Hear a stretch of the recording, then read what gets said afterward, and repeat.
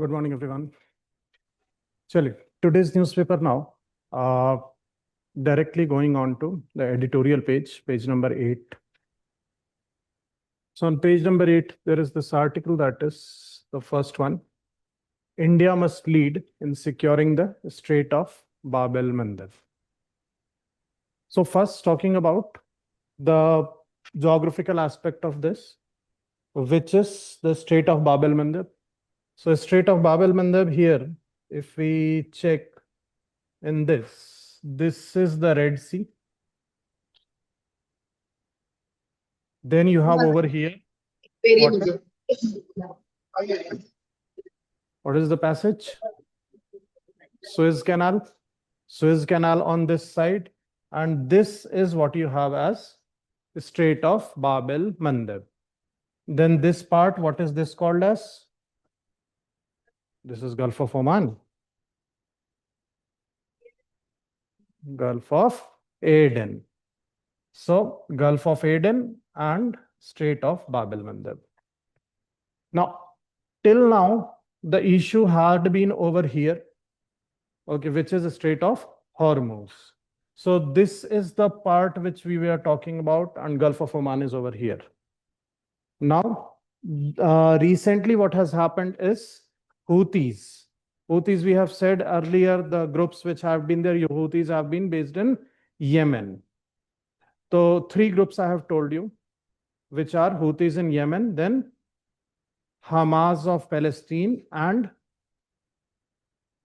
Hezbollah from Lebanon. So Lebanon based. This is Houthis now. Recently, Houthis have said that we are going to partially block the Strait of Bab el-Mandeb.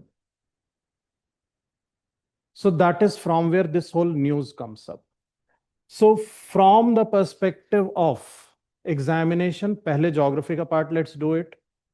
Okay, geography mein very straightforward. The questions are related to the countries surrounding the water body. So countries surrounding the water bodies, the first information that we have to note down. Okay, looking at the map, you guys have atlas. So open your atlas, everyone. Okay, and now if we see the countries in order, starting from here, from Africa, the first one is Egypt. From Egypt, next is Sudan. Then Eritrea. Check in the map of Africa. Eritrea, and then small part of Djibouti.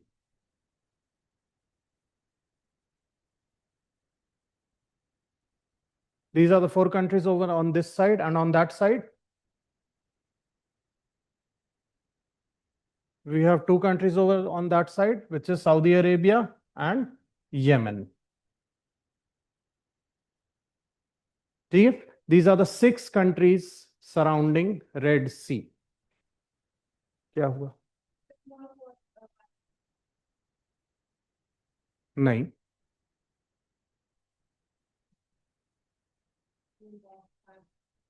Over here. Israel is not there, definitely. Okay. Jordan, a little part of Jordan over there. Okay, but Jordan we generally do not take as surrounding Red Sea. So surrounding Red Sea, 6 countries we take.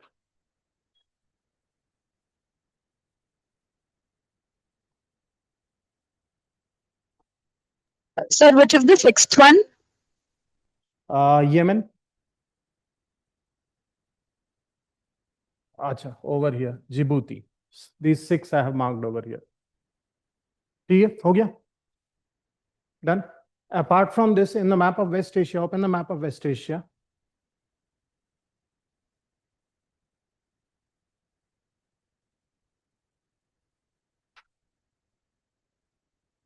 And in the map of West Asia, now find the name of this gulf.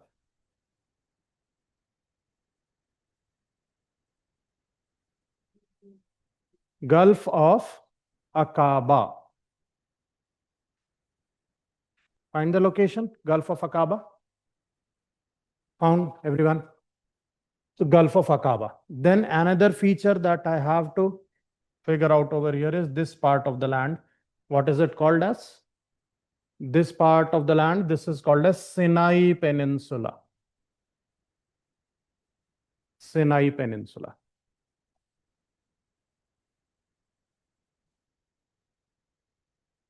This Sinai Peninsula is significant with respect to Israel-Palestine conflict. Okay, where the Egypt-Israel war which happened. Okay, in that Israel took the Sinai Peninsula from Egypt.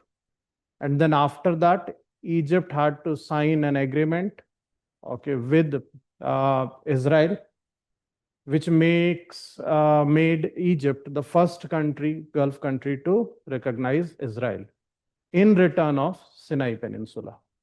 The Sinai Peninsula belongs to Egypt. So this article now analyzes the scenario, okay, where there is a possible threat right now on the Strait of Bab el-Mandeb and how it is going to impact India. Okay, pretty much as a follow-up to how the blocking of the Strait of Hormuz has impacted India. So over here, what we see is first of all the historical aspect over here. Historical aspect, it starts with, which is in 2023, okay, when Houthis claimed solidarity with Palestine and launched drone and missiles at Israel. During this time, there were attacks on vessels in Red Sea. So during that time, what happened? How the response was there? So when that was happening, US, we can see together with allies Singapore, Sri Lanka, launched Operation Prosperity Guardian. This was related to Red Sea. So this is the name of the operation.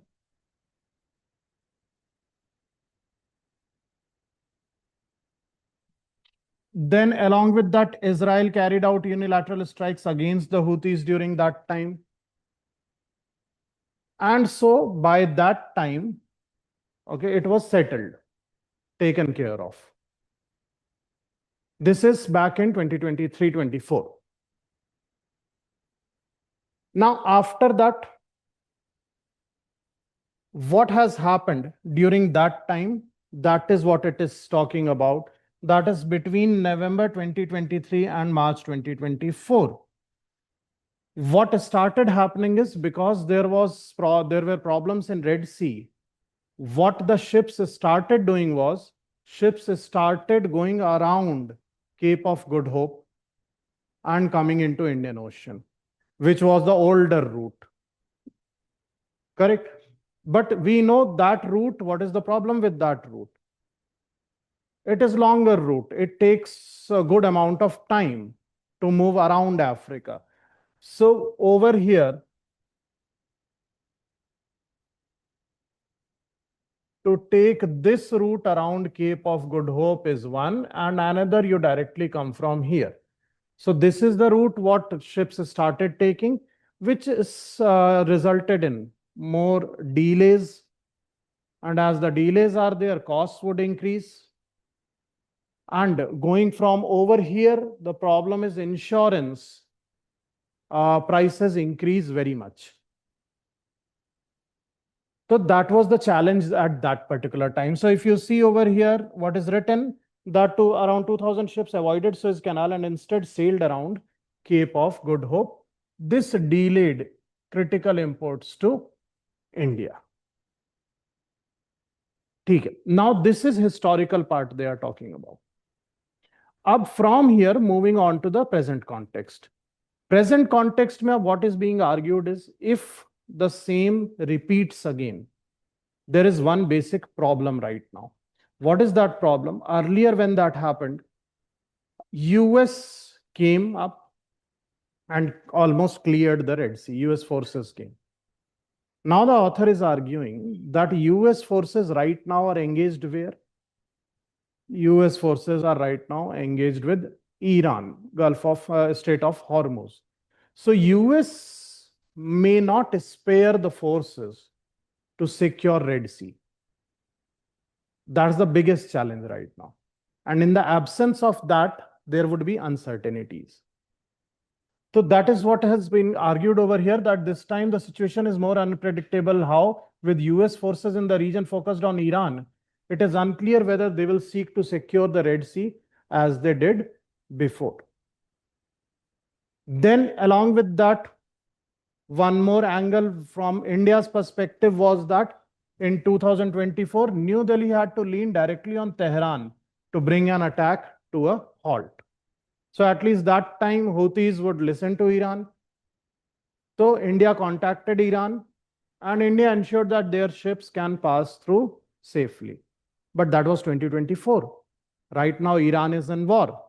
And India-Iran relationship, I cannot count it as what was there in 2024. So that avenue also for India is not available right now. That is the second issue. So first over here, second over here.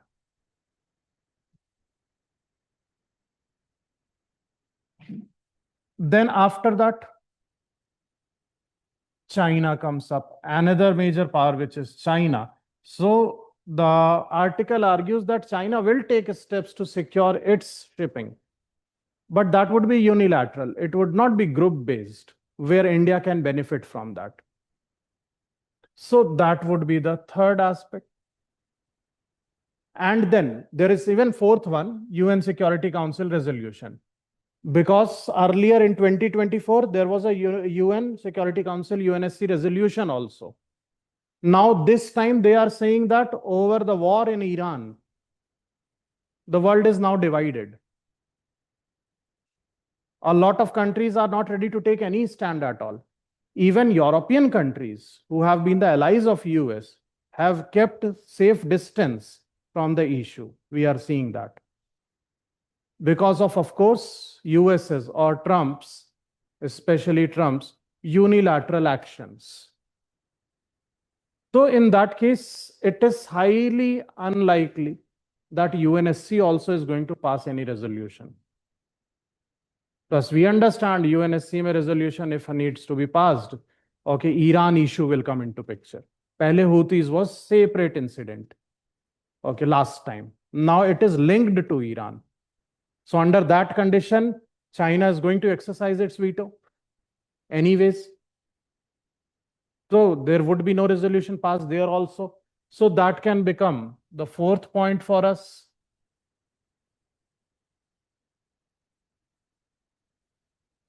So these are the challenges right now, if it happens. Now talks about what India should do. So what India should do is majorly, again, we cannot exercise all the authority unilaterally in the Red Sea.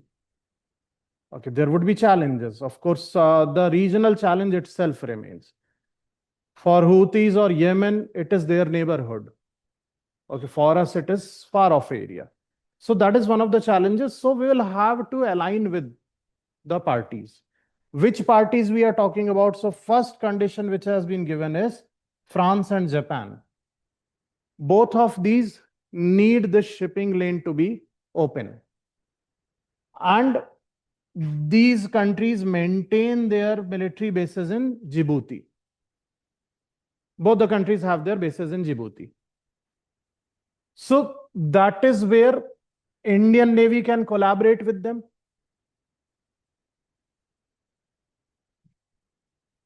So we have very good relationships with both of these countries. And in fact, it's given that Indian Navy already conducted some joint drills over there. So that is one solution which is possible for India, where India can align with these countries. So this is build a naval task force in collaboration. Then secondly, which is in this region, Egypt and Saudi Arabia. Egypt and Saudi Arabia, especially Saudi Arabia, if we see. Again, last time Egypt and Saudi Arabia were almost neutral, okay, when this was happening. Okay, but it is not the same this time. Because Again, this issue this time is linked to Iran. And Iran now, Saudi Arabia is at receiving end somehow in this, although Saudi Arabia was nowhere directly involved. Okay, but Saudi Arabia is at receiving end. So when this issue happens, Saudi Arabia will also stand up. So that is where Egypt and Saudi Arabia. So this time, with their economies at stake, they may not stand by. Correct? Getting this point? So two partnerships we are talking about over here as a solution. One, which is a maritime military partnership with France and Japan. Second, the regional players over there. Egypt, because if Suez Canal closes, Egypt suffers heavy losses. Egypt earns a lot of revenues from Suez Canal. Last time also it suffered the loss, but now it is more. And Saudi, I told you the reason why it may join. So that is another alliance we can look forward to. So what is being argued over here? Most importantly, this is what can be done by India. But as a cautious approach, if we go, because again, it is linked to Iran issue. Cautious approach, what is that cautious approach we are talking about? Is whatever partnerships we are talking about, France and Japan, or Egypt and Saudi Arabia taking help from them, this should not become a strategic collaboration. Because this type of a strategic collaboration may be seen in negative light, may present India in a negative light, that you are permanently taking a stand. So that is where what has been argued is keep it limited to this time. If this happens, this is what is the collaboration we are looking forward to. And then it talks about what all can be done. Where few information we have over here is first Information Fusion Center, IOR. This is extremely important for maritime security topic. So Information Fusion Center, it was started by India, okay, for Indian Ocean region. And in this, basically, the information in the Indian Ocean region is collected. Now, the overall idea, it is hosted by Indian Navy only. Okay, but now we have collaborations with 13 to 14 other countries as well. And in fact, now in this center, we have representatives from almost 14 other countries where we collate the data. So that is one thing that can be used over here very effectively, which India leads. So it becomes India-led also in one way. Okay, got it? So abhi we will talk about this Information Fusion Center in a while. Okay, then for all and all, the task force would serve as lasting demonstration of India's resolve to ensure respect for maritime rules and norms as part of SAGAR, that is security and growth for all in the region. So these are the two things. So overall article, if you see, very clearly divided. First, start with history, historically what happened 2023-24 Then it talks about what are the challenges this time, 4 major challenges this time. And then it moves further that what India can do, what is the possible way out, with further technological extension also to that, which can make it India-led as well. Understood this whole article? So first, let's do one thing. Read the article first, then we'll look at. Now everyone, search this. Information Fusion Center.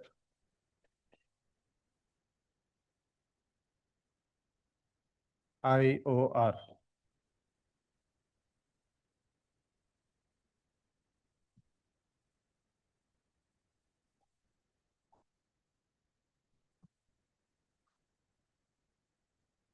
and go to this Wikipedia page. So what do we find over here? The Information Fusion Center, Indian Ocean region, is a regional maritime security center hosted by Indian Navy. Launched in 2018, the center works towards this. Currently, IFC IOR has international liaison officers from 12 partner nations. And that's it. Nothing more than that is required.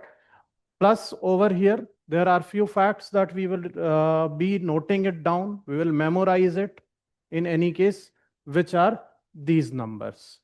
What is this number? The sea lanes in the Indian Ocean are considered among the most strategically important in the world, with more than 80% of world seaborne trade in oil transits through the Indian Ocean. With 40% of the world's oil trade we are talking about.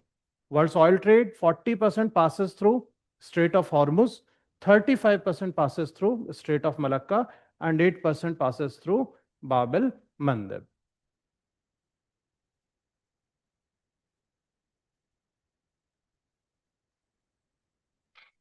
After that, the partner countries, when we see what to look at in partner countries, is first the partner countries which are Indian Ocean countries, Indian Ocean Rim countries. So Indian Ocean Rim countries, where you can see Bangladesh is there, Maldives is there, Mauritius, Myanmar, Seychelles, Singapore, Sri Lanka, Thailand.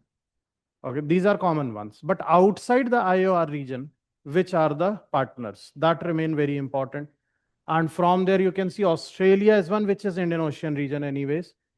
Okay, then you have France, Italy, Japan. France and Japan, abhi bhi we are talking about them in the article. So France, Italy, Japan over here. And then you have USA and UK. So these are the countries outside the IOR region.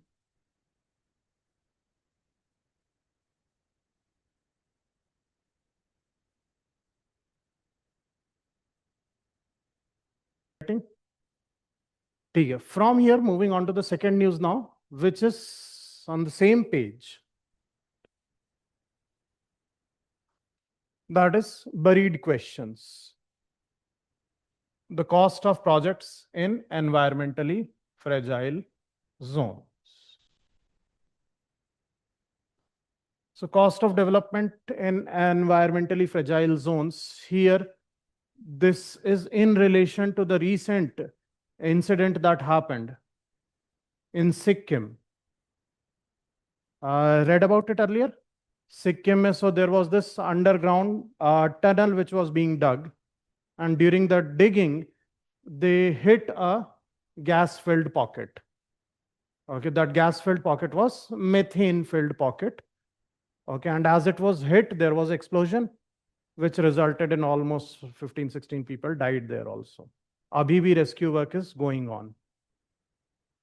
So the news per se is one which can be cited from this context of cost of development projects in environmentally fragile zone. But more importantly, it has the indirect correlation, which is with respect to the Teesta River. So Teesta River mein over here, Teesta River, what are the things that we have to know first with respect to Teesta River? Already we have a disaster. So 2023, there was this glacial lake outburst flood, GLOF. The glacial lake outburst flood, which occurred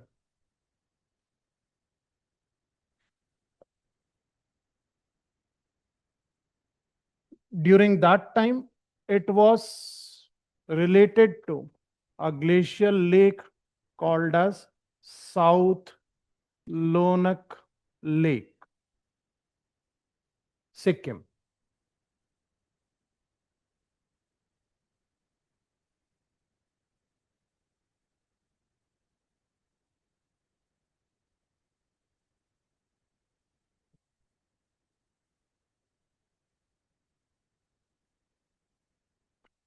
Along with that, geographical facts about Teesta River that remain very important, and in the prelims once they have asked also this question. So Teesta River, when we talk about Teesta River, originates where? Teesta River originates in Sikkim, Paunhori Mountains. And there are a number of sources which can be cited, including Guru Dongmar Lake and few other lakes which are there. But mountain I can very clearly identify as Paunhori Mountains. I'll dictate and spell that part. Okay, from Sikkim, Teesta River flows into which state? From Sikkim, it flows into West Bengal. And from West Bengal, it flows into Bangladesh. Okay, in Bangladesh, it joins Brahmaputra River, which in Bangladesh is known as Jamuna. So Teesta River drains into Jamuna River or Brahmaputra River in Bangladesh.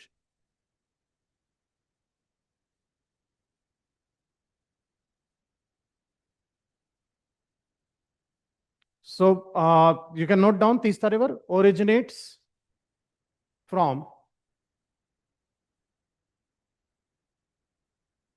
Paunhori Mountains, Paunhri,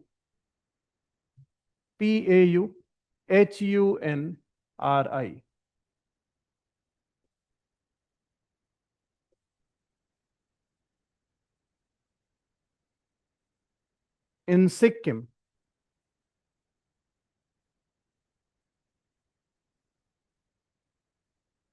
From lakes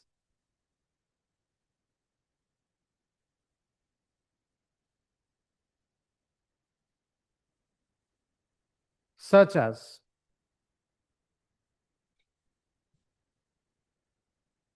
Guru Dongmar,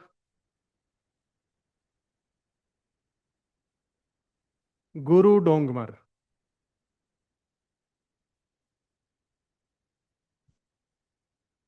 Guru Dongmar Lake. Spelling you need.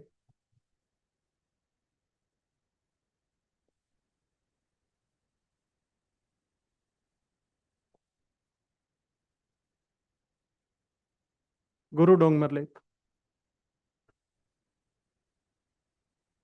comma, Solamo,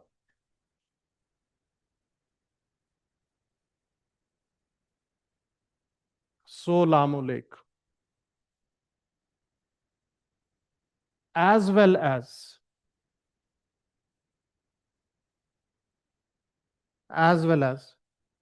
Zemu Glacier, Zemu, as well as Zemu Glacier in North Sikkim,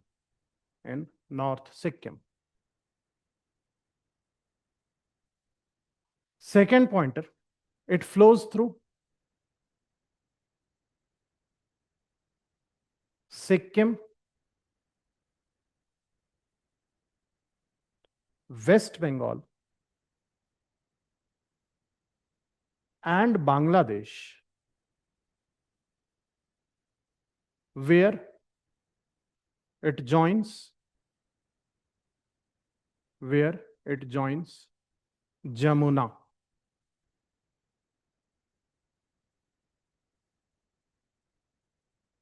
And then there is this very important tributary, which is river Rangit. Important tributary, Rangit, Rangeet.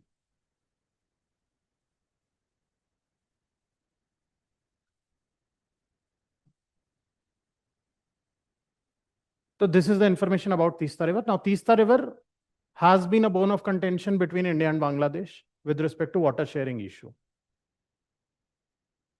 And India has been constructing a lot of hydropower projects on Teesta River, which Bangladesh has flagged because the downstream flow is impacted, and the region where Teesta flows in Bangladesh, okay, it is agriculture heavy region. So that impacts the agricultural sector of Bangladesh over there. Secondly, apart from that, these projects have been in question because of the eco-fragile nature of the region itself. And that is what this news is about.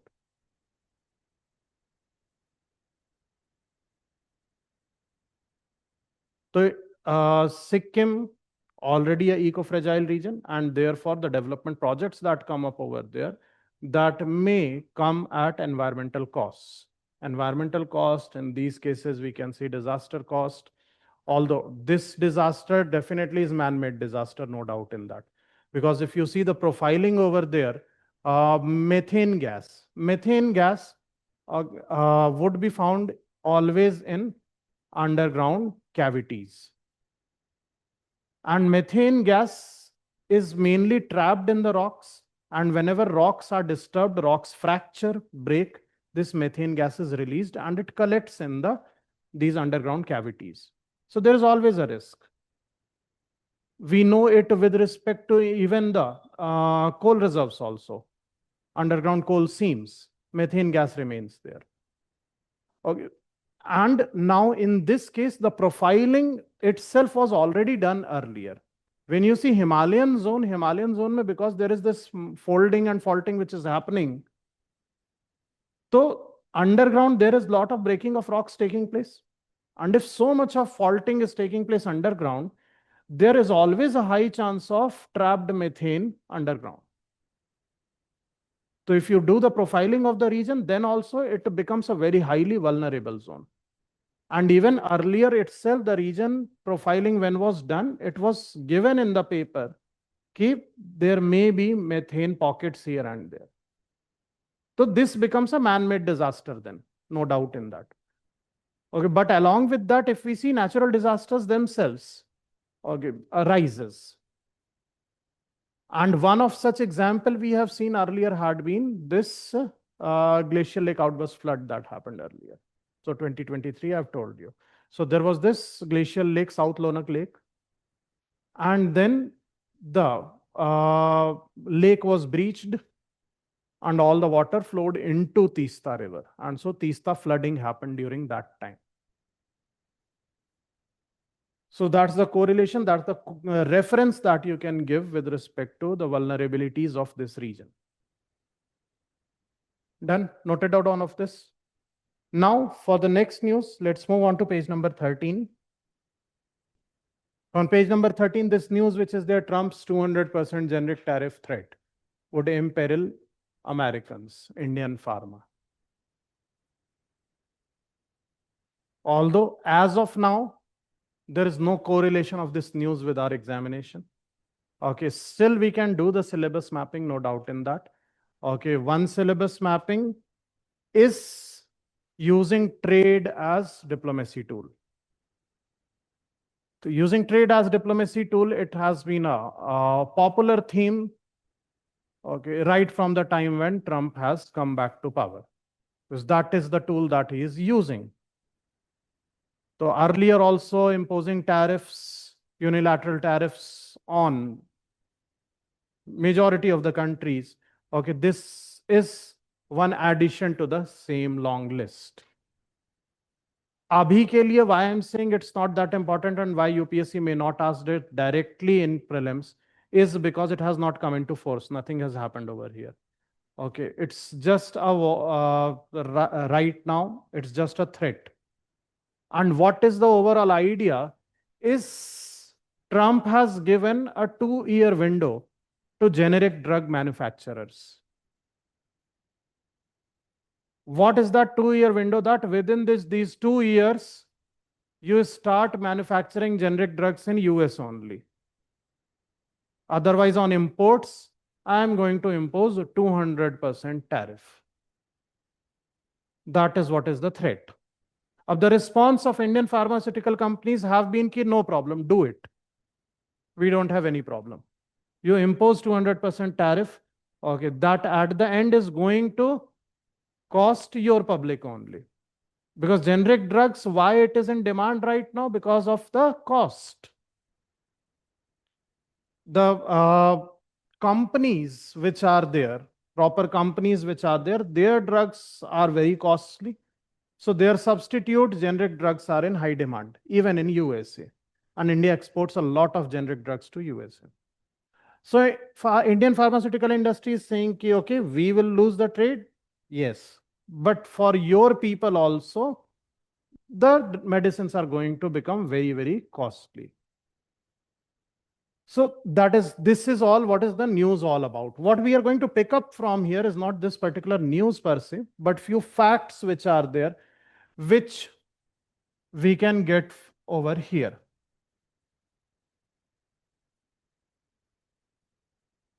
So what is given over here?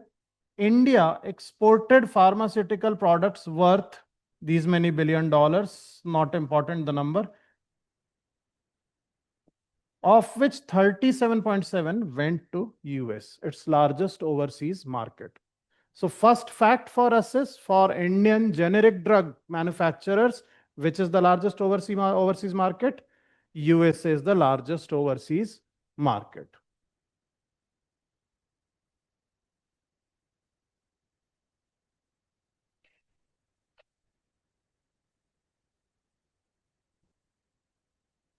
Similarly, from US side, if I see, Indian firms account for nearly 47% of all generic prescriptions dispensed in USA.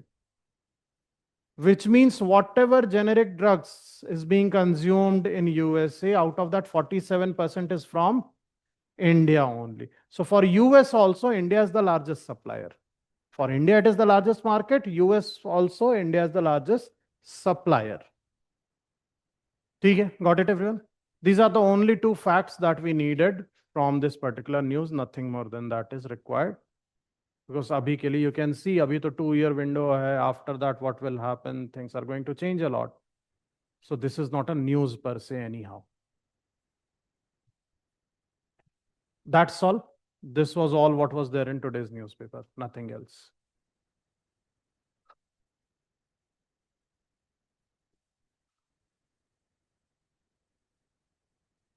Yes, any other news anyone wants clarification on? There was no news as such. Okay, one news you can read, although, okay, can be on page number 12. Government clarifies on FCRA bill's designated authority clause. But that, as of now, is only one clarification which is there. FCRA bill we have seen earlier. Okay, so it is going to regulate the foreign contributions, and there are clauses related to the NGOs which can be deregistered, and also there are concerns with the religious bodies. Okay, where the foreign funding comes. Okay, the idea is, if the agency is delisted, then where will the asset go? And a major apprehension is government will take it. So that is the clarification that they have given, that there is nothing like government is going to take the assets. Okay, there would be a designated authority who would take care of it. If the delisting of the NGO when has happened, if they are relisted, it would be given back, or otherwise also it would be taken care of, but it's not that government is going to take your assets. So that's one clarification that you can read. That's it for today's newspaper. Chaliye, theek hai then. That's it for today. Thank you. Thank you, sir.